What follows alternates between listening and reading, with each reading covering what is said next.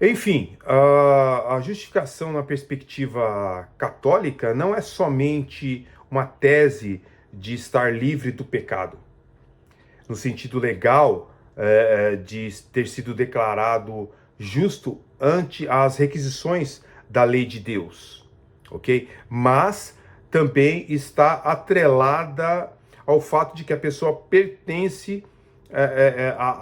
é pertencente da tradição que afirma que fora da Igreja Católica não existe salvação.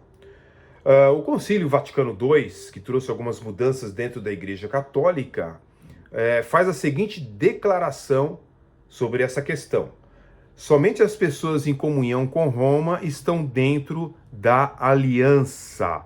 Observe-se então nesse sentido que a justificação é tanto uma questão da maneira como permanecer na comunidade da aliança, quanto na maneira de alcançar a graça de Deus, ok? Segundo os católicos, então, a chave está nos sacramentos e nas boas obras para permanecer na graça. Caso contrário, você vai cair da graça.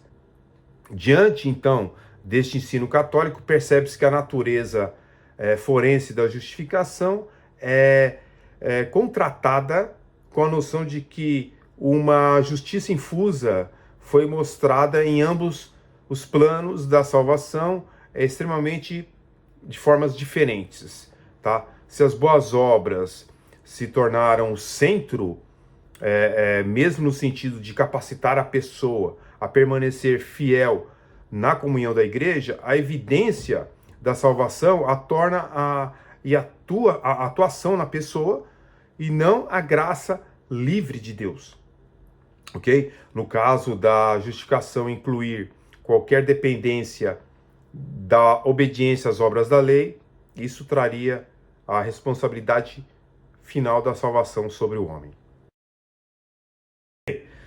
Já na concepção arminiana, no pensamento arminiano, por meio de seus representantes e seus sucessores, nós temos aí o iniciador, né? Jaco Arminius, que bebeu, inclusive, de fontes católicas, ok? Ele tinha atividades sedutoras, né? O seu nascimento ocorreu na Holanda em 1560. Ele lecionou até a sua morte na Universidade de Leiden, tá? Ocupou a cadeira de teologia em 1620, em 1603, e registra-se seu afastamento das doutrinas reformadas, do qual fora educado depois de ler alguns livros de, inclusive, católicos, ok? Como Dirk Korneke, por exemplo. Ele foi considerado uma pessoa destoante, né? Sua maior dificuldade era com a doutrina da predestinação e com a soberania de Deus na eleição, tá? No entanto, ele não podia desvencilhar-se da doutrina sem negar a total incapacidade do homem de fazer o que é espiritualmente bom, né? O ensinamento de Arminius era, apesar de que o homem ter caído em Adão e nascido em estado de pecado e condenação, e que ele era realmente privado por si mesmo, inteiramente incapaz de converter-se,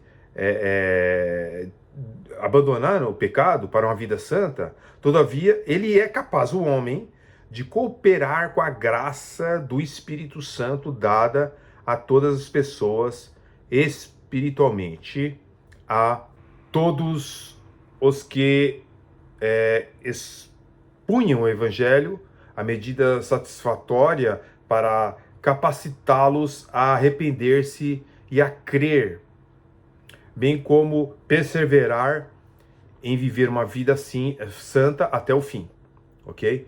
Porém, esse arrepender-se e crer e viver uma vida santa é algo inerentemente concedida ao homem por ele mesmo e não por Deus, ok? Nessa visão.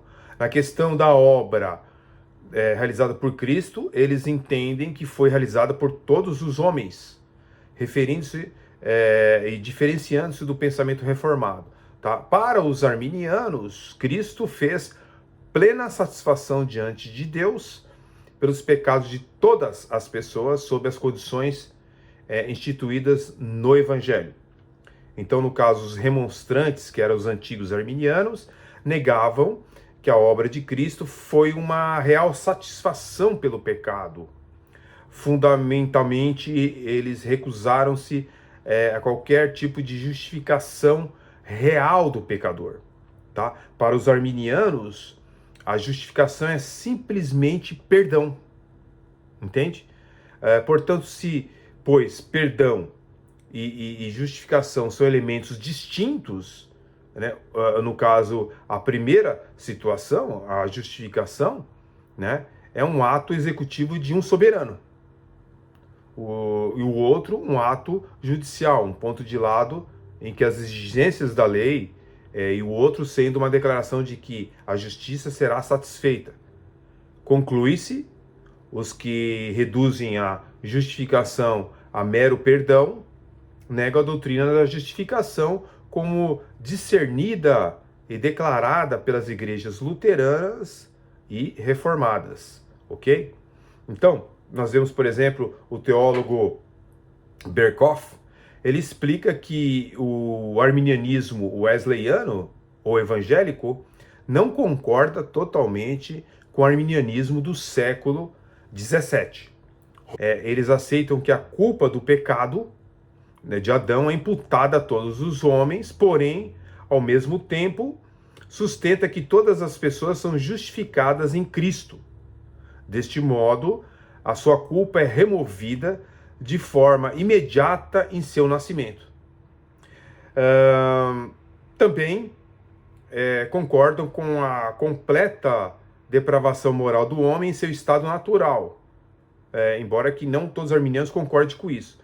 Porém, eles vão adiante e ressaltam de que não existe nenhum ser humano nesse estado natural, visto que há uma aplicação universal da obra de Cristo mediante o Espírito Santo, pela qual o pecador é habilitado a cooperar com a graça de Deus. Portanto, então, neste arminianismo se evidencia a necessidade de uma obra supernatural, hiperfísica, de graça para efetuar a renovação e santificação do pecador.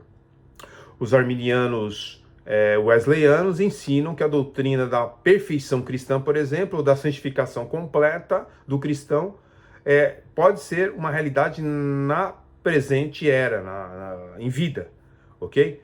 Pode-se acrescentar que ao passo em que Armínio fazia da dádiva, da capacidade de cooperar com Deus ao homem uma questão de justiça, o Wesley considerava isso como uma questão de pura graça. Este é o tipo do arminianismo com o qual temos muito mais contato em nossos dias, né? Encontramos-nos, por exemplo, não somente nas igrejas metodistas, mas também em grande parte das outras igrejas, especialmente das numerosas igrejas indenominacionais de nossos dias, ok? Bem, um metodista chamado José Salvador, ele explica no seu livro que existe um ponto em que os arminianos e metodistas, eles discordam dos calvinistas quanto à justificação pela fé. Ambos aceitam-na como um ato de Deus de forma instantânea, completo e distinto da santificação. Porém, os arminianos e metodistas aceitam que o pecador é somente considerado por Deus uma nova condição perante ele depois de uma santificação. Os seguidores da teologia reformada vão além, né? Inclui também a adoção e a vida eterna.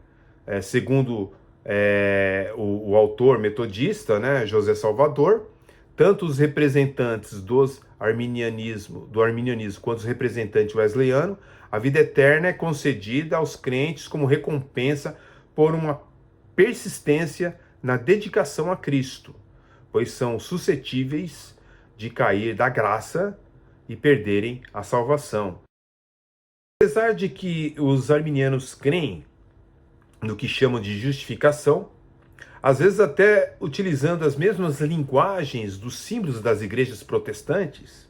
A grande verdade é que os arminianos não vão longe a declarar que só tem em mente o perdão, tá bom? Então os protestantes, quando discorrem sobre a justificação, inclui o perdão e a imputação da justiça, ok? Por perdão e imputação por justiça, eles têm em mente duas coisas distintas, ok? Já os arminianos as consideram idênticas e, portanto, pode usar a mesma linguagem dos protestantes, embora rejeitem, no fim, realmente essa doutrina, né? A Idade Média, por exemplo, era marcada pelo desenvolvimento da natureza da justificação.